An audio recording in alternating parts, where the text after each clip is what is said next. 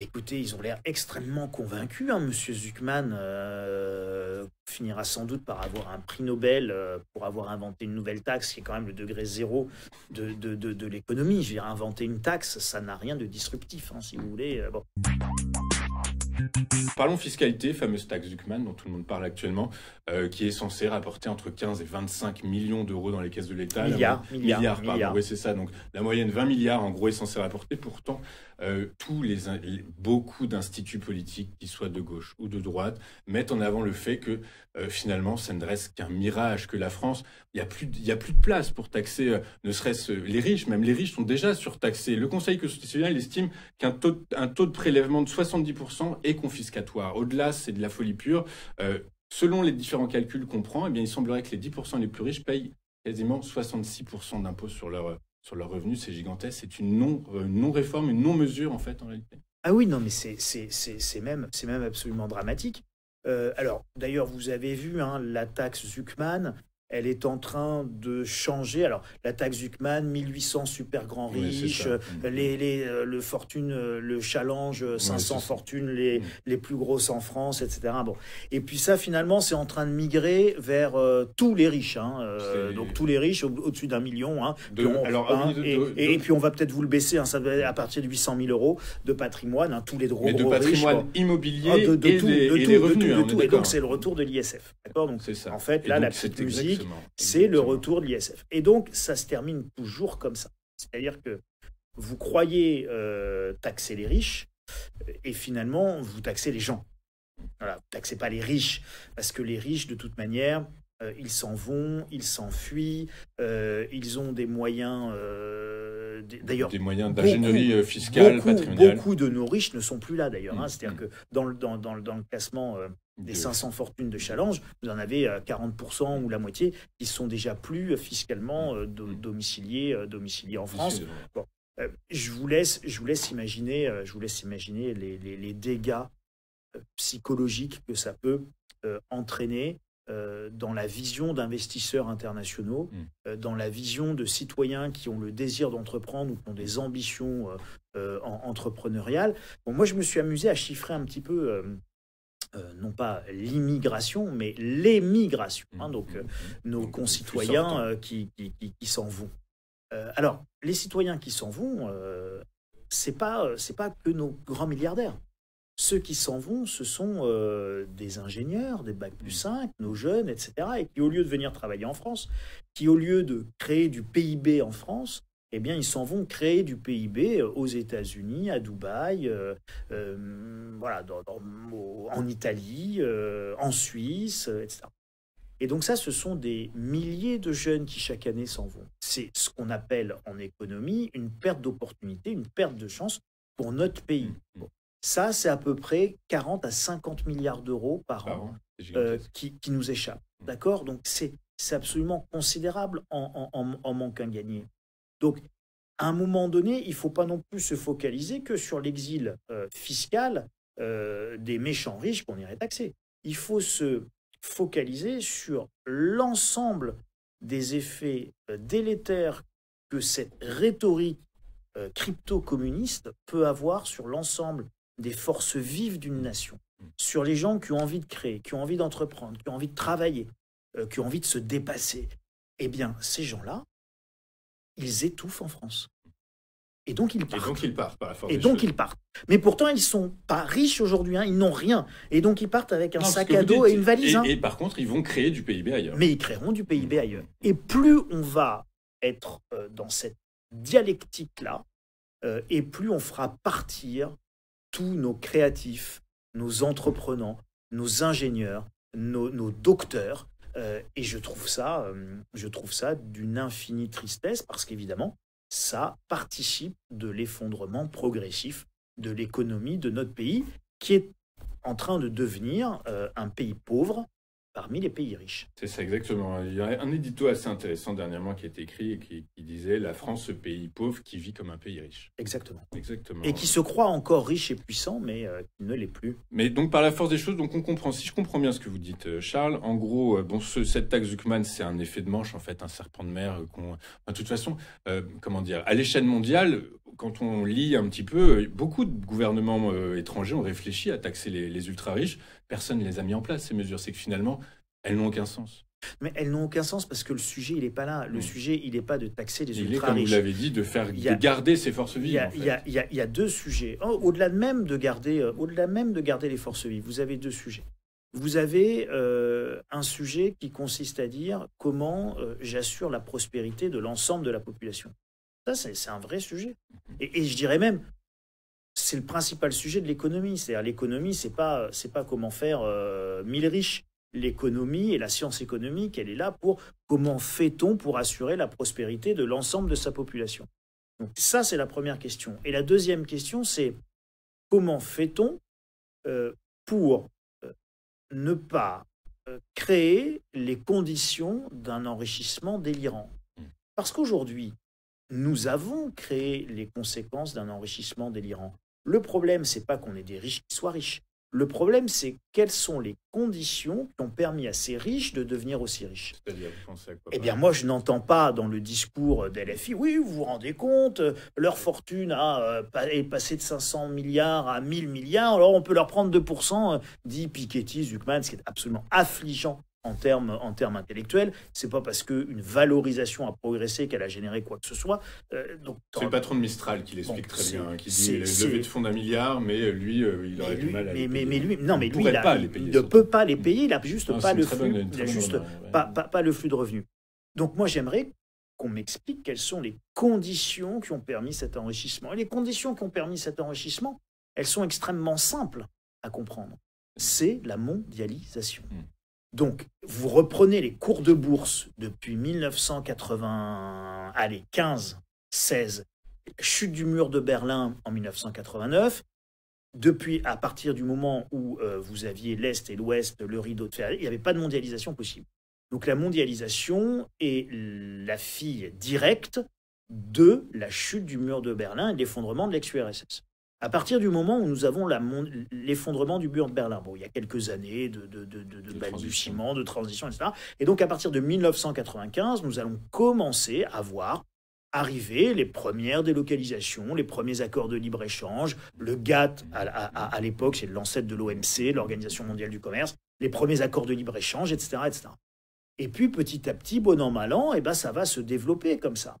Et le modèle économique de la mondialisation, il est extrêmement simple.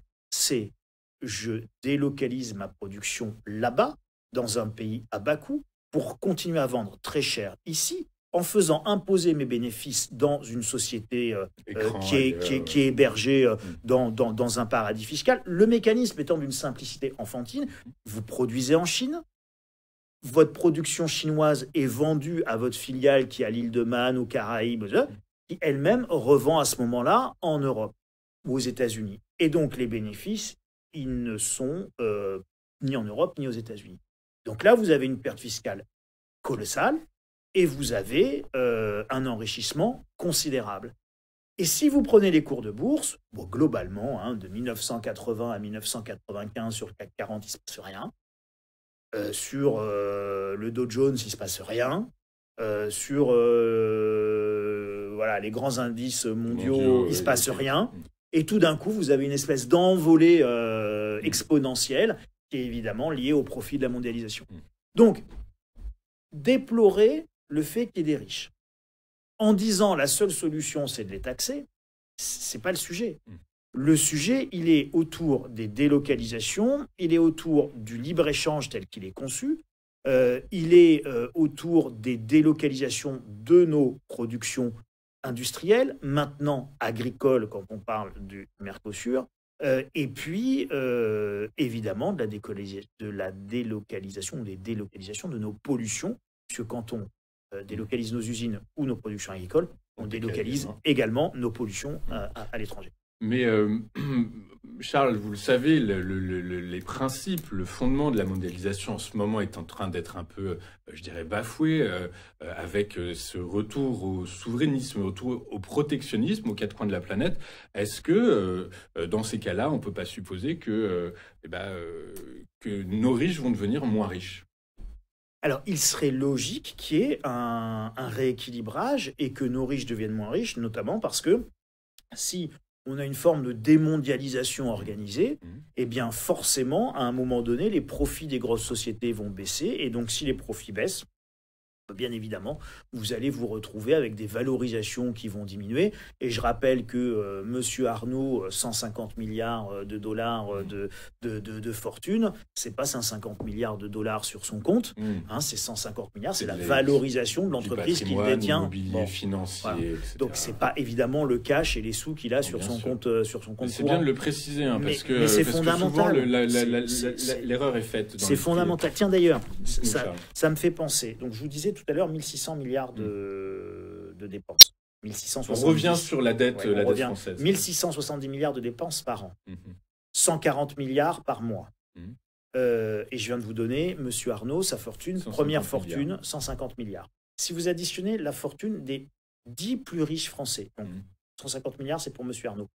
Madame Bettencourt, L'Oréal, qui est la deuxième, c'est 70 milliards. C'est 2 fois moins. Les troisièmes, ce sont les frères Weitemer, ceux qui ont Chanel.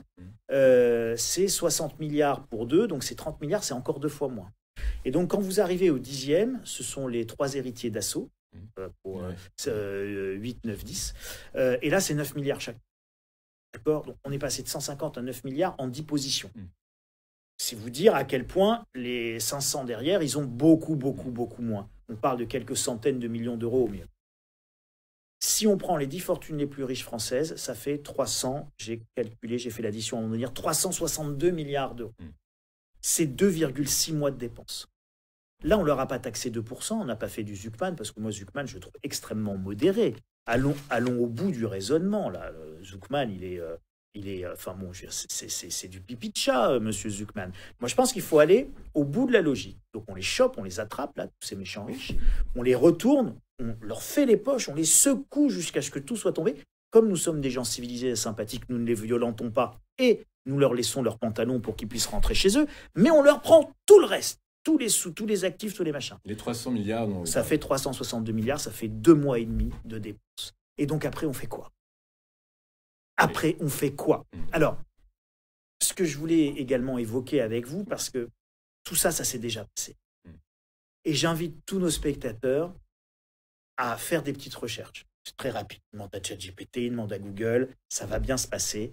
Et ils vont aller étudier la Révolution française telle qu'on leur en a jamais parlé quand ils étaient à l'école. Vous allez nous parler de la banqueroute des 2 tiers ? Exactement, exactement. Alors, avant d'arriver à la faillite dite des 2 tiers, en 1797, il va se passer plein de choses. Dernière, je le précise, banqueroute, faillite de l'État français. Officielle.